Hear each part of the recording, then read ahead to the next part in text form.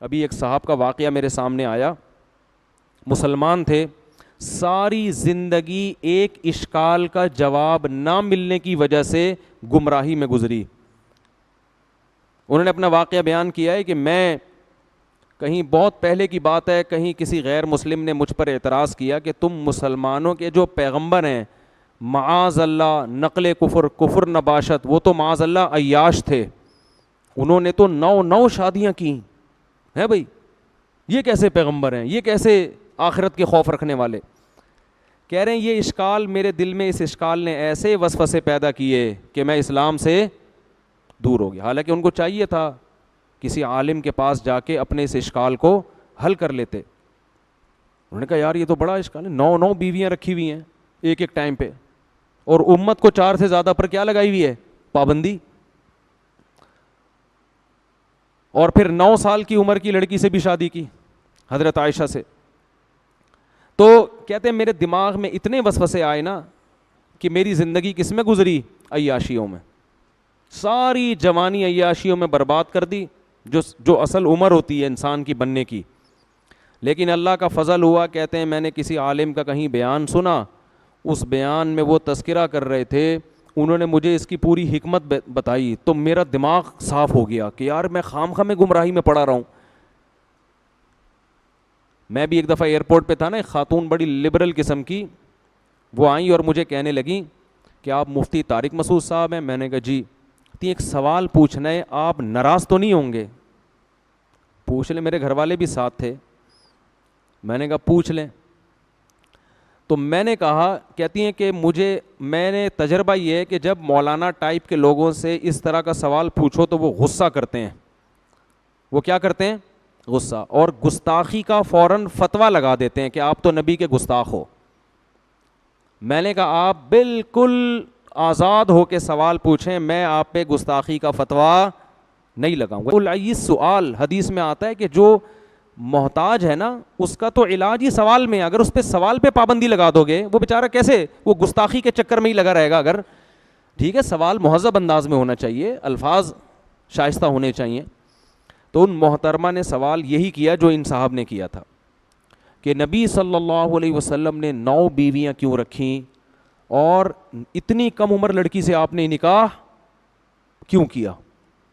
کہہ رہی یہ سوال میرے دماغ میں پک پک کے نا مجھے اسلام سے سوال نے دور کر دیا. میں نے ان سے کہا مجھے ایک بات بتائیں، اگر نبی صلی اللہ علیہ وسلم نے یہ کام معاذ اللہ عیاشی کے لیے کیا ہوتا تو عیاشی کی عمر 50 سال ہوتی ہے یا 25 سال؟ بولو نا. عیاشی کی عمر 50 سال ہوتی ہے یا 25 سال میں زیادہ عیاشی ہوتی ہے؟ 25 سال میں ہوتی ہے نا. 25 سال میں آپ صلی اللہ علیہ وسلم 40 سال کی عورت سے شادی کر رہے ہیں جو 2 دفعہ بیوہ ہو چکی تھی. نہیں آ رہی بات میرا خیال. ایک تو 25 سال میں کوئی عیاش آدمی 40 سالہ عورت کنواری سے بھی شادی نہیں کرے گا. کر کے تو دیکھو، ابھی پورا خاندان کاٹ کے پھینک دے گا آپ کو. اول تو خود ہی نہیں کرو گے. نمبر 2، 25 سال کی عمر میں 25 سال کی اگر بیوہ مل رہی ہو تو اس سے بھی کوئی شادی نہیں کرے گا. اور 25 سال کی عمر میں ایسی بیوہ جو 2 دفعہ بیوہ ہوئی ہو اور اس کی عمر 25 سال ہو، اس سے بھی کوئی شادی نہیں کرے گا. تو 2 دفعہ بیوہ ہوئی ہے. تو نبی ایسی خاتون سے پہلی شادی کر رہے ہیں 25 سال کی عمر میں جو بیوہ بھی ہے، 2 دفعہ بیوہ، اور عمر بھی کتنی ہے؟ 40 سال. اور عرب میں 10 بیویاں رکھنے کا رواج تھا. یہ تو اسلام نے 4 پہ آ کے باؤنڈ کیا ہے. 10 بیویاں رکھنے کا رواج تھا، مگر 15 سال جو جوانی کا بہترین حصہ ہے وہ اسی ایک عورت کے ساتھ گزار دیا، دوسری شادی نہیں کی. بہت مشکل ہے بات سمجھانا. اس سے صاف پتہ چلتا ہے کہ ہمارے نبی کے مزاج میں عیش و عشرت بولو نہیں تھا. حالانکہ عرب میں کم عمر لڑکیوں سے شادی کا رواج بھی اور 10 بیویاں رکھنے کا رواج تھا. بہت سے صحابہ مسلمان ہوئے ہیں نا، تو جب اسلام قبول کیا ان کے نکاح میں 10 بیویاں تھیں. آپ نے فرمایا 4 کو رکھو، باقی سب کو کیا کر دو؟ چھوڑ دو. 4 سے زیادہ کی اجازت نہیں ہے. تو جس ماحول میں 10 بیویاں رکھنے کی اجازت ہے، جس میں آپ کو آفریں کی جا رہی ہیں کہ آپ اپنے مشن سے پیچھے ہٹ جائیں، عرب کی سب سے خوبصورت ترین عورتوں سے ہم آپ کی شادی کرا دیں گے، لیکن آپ صلی اللہ علیہ وسلم فرماتے ہیں کہ میرے ایک ہاتھ پہ چاند اور ایک پہ سورج رکھ دو گے میں اپنے مشن سے پیچھے نہیں ہٹوں گا. اور 15 سال آپ نے 40 سالہ بیوہ کے ساتھ گزار دیے, جوانی کا بہترین حصہ, جبکہ کلچر اور ماحول اور معاشرہ آپ کو زیادہ شادیوں کی پرمیشن کیا ترغیب دے رہا ہے. اس زمانے میں کلچر تھا, ایک کو معیوب سمجھا جاتا تھا. پھر جب آپ کی عمر 50 سال ہوتی ہے اور ہجرت کا وقت آتا ہے, اس وقت آپ دھڑا دھڑ نکاح کرتے ہیں. یہ صاف بتانے کے لیے کہ آپ نے جو اتنی بیویاں رکھیں یہ اپنے مزاج یا معاذ اللہ عیش کی وجہ سے نہیں, بلکہ اسلام کے حکم کی وجہ سے, کیونکہ اسلام کے احکام نبوت کے بعد اور ہجرت کے بعد آنا شروع ہوئے ہیں. ہجرت سے پہلے اسلام کے تفصیلی احکام نہیں آئے تھے. بات آ رہی ہے سمجھ میں؟ اور پھر ان 9 بیویوں میں بھی صرف ایک کنواری ہیں, باقی 8 کیا ہیں؟ طلاق یافتہ اور بیوہ. جبکہ عرب کا کلچر اجازت دے رہا 10 بیویاں رکھنے کی بھی, تو آپ نے 9 رکھی, وہ بھی 50 سال کے بعد. اور امی عائشہ رضی اللہ تعالی عنہا فرماتی ہیں مجھے کسی سوکن پہ حسد نہیں, رشک نہیں آتا تھا مجھے اپنی کسی سوکن پہ, کیونکہ مجھے پتا تھا نبی کو سب سے زیادہ محبت کس سے ہے؟ مجھ سے. فرمایا مجھے اگر آتا تھا نا تو خدیجہ پہ آتا تھا, 40 سالہ بیوہ پہ ہیں بھائی,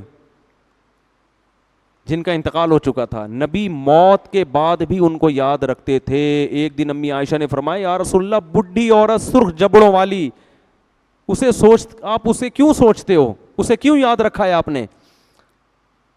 آپ صلی اللہ علیہ وسلم کو غصہ آ گیا. تو جو عیش پرست ہوتا ہے وہ اپنی بوڑھی بیوی کو یاد رکھتا ہے؟ بولو ہے بھائی, وہ کبھی یاد نہیں رکھتا.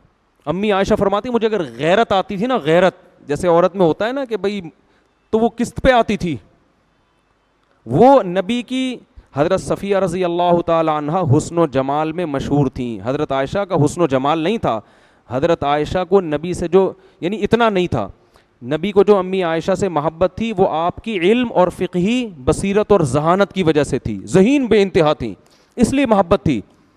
ورنہ آپ صلی اللہ علیہ وسلم کی دوسری زوجہ حضرت عائشہ سے زیادہ خوبصورت تھیں, لیکن اس خوبصورت بیوی پہ حضرت عائشہ کو رشک یا غیرت نہیں آتی تھی. ان کو پتا تھا نبی کی طبیعت ان کی طرف زیادہ مائل نہیں ہے, اگرچہ وہ خوبصورت ہیں. نبی مجھ سے زیادہ محبت کرتے ہیں کیونکہ اللہ نے مجھے ذہانت دی ہے, علم دیا ہے, اور میں ابو بکر کی بیٹی ہوں.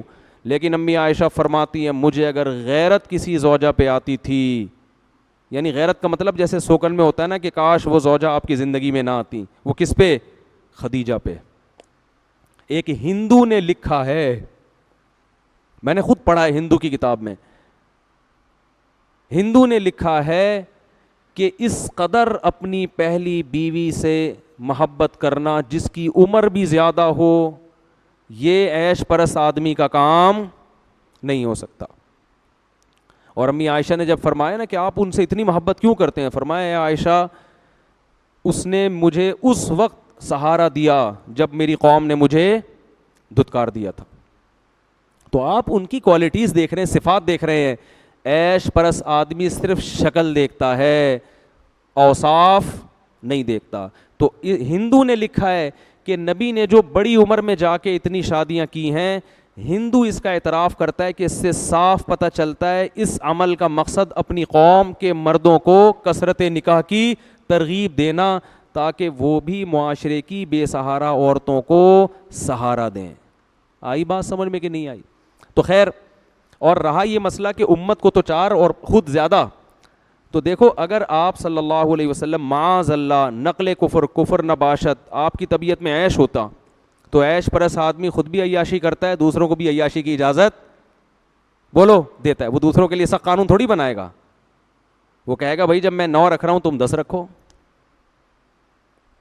کیونکہ اس پہ تو انگلی بھی اٹھے گی نا کہ آپ ہمارے لیے کیوں کر رہے ہیں کم.